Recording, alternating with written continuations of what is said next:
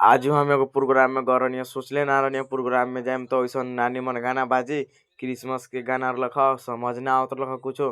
हमनी के तहसन भोजपुरी के फैन उ बाजत रख उ क्रिसमस के गाना, तो क्रिसमस के गाना समझ ना आवत रहे। तो हम यहाँ घरे से निकल के आपू गइल बानी प्रोग्राम में। प्रोग्राम के भीतर गइनी तो देखनी आधा प्रोग्राम बीते गल आधा बीते के बाकी रख। तो फटाफट गइनी साइकिल पर रख एगो साइकिल में, पे साइकिल पर बैठ गइनी। बैठला के बाद में प्रोग्राम लगनी देखे।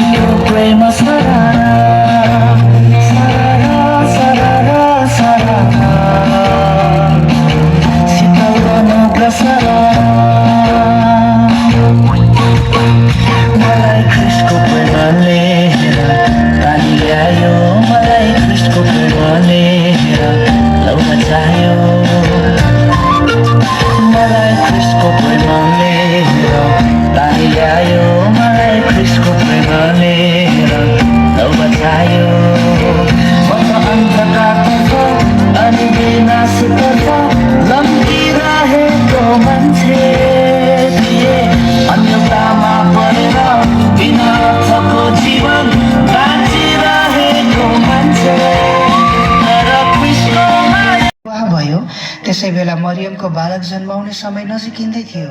यही बीच सिजर अगस्टस नामक एक नयाँ शासकले जनगणनाका लागि सबै जनतालाई आफ्नो आफ्नो जन्मभूमिमा फर्कन आदेश दिए। त्यसैले मरियम र युसेफको जन्मस्थान बेथलेहेमतर्फ यात्रामा लागे। लामो यात्राबाट थकित भएका मरियम र युसेफ र मरियमले कुनै पनि बेला बालक जन्माउन सक्ने हुँदा बस्ने ठाउँ खोज्न थाले, तर उनीहरूले काहीँ आश्रय पाएनन्। अन्त्यमा उनीहरू एक सरायमा पुगे। उनीहरूले सराय धनीसँग बस्ने कोठा मागे। दयालु सराय धनीले उनीहरूको अवस्था देखेर दया आएर कोठमा बस्ने केही ठाउँ उपलब्धि गराइदिए।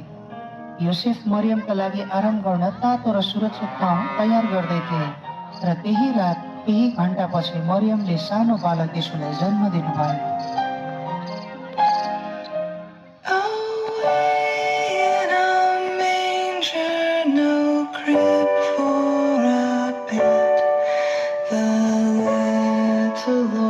Jesus laid down his sweet head.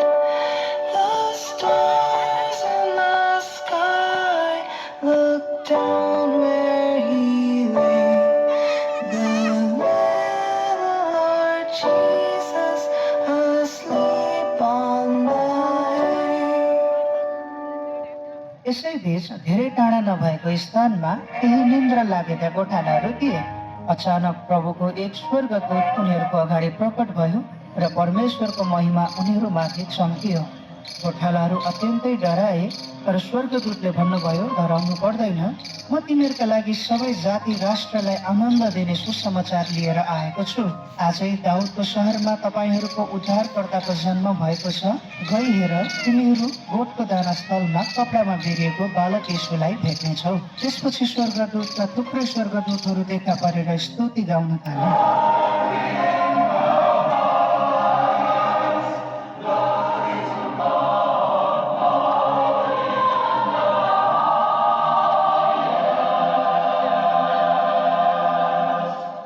स्वर्गदूतहरू स्वर्गमा फर्केपछि गोठालाहरूले भने, हामी बेथलेहेम जाउँ। गोठालाहरू छिट्टो अघि बढे, ताराहरूलाई पछ्याउँदै। उत्साहका साथ उनीहरू बालक येशू भएको गोठमा पुगे। त्यहाँ उनीहरूले मरियम र योसेफलाई देखे। त्यहाँ शिशु येशू स्वर्गदूतले भन्नुभए झैँ दानस्थलमा सुतिरहेकै अवस्थामा भेटे। यो दृश्य देखेपछि उनीहरूले बुझे कि स्वर्गदूतले भन्नुभएको परमेश्वरको वचन सत्य थियो। उनीहरूले मरियम र योसेफलाई स्वर्गदूतले कसरी प्रकट भएर यो सुसमाचार सुनाएको थियो भन्ने सबै कुरा बताए। त्यसपछि उनीहरूले घोडा टेकेर परमेश्वरको महिमा र स्तुति गर्न थाले।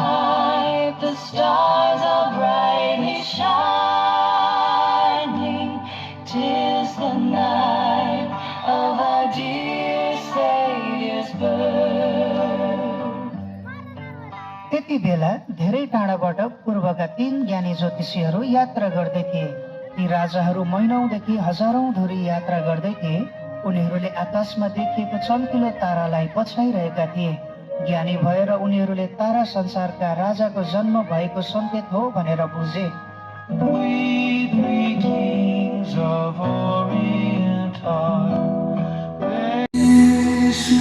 प्रोग्राम वहाँ बीतलो ना लगा था, हम चल देने घर अइला के बाद में एकरा देखा था तो एगो टोपी मिलल भाई, कान टेढ़ करके आँख टेढ़ करके देखाओ तो टोपी।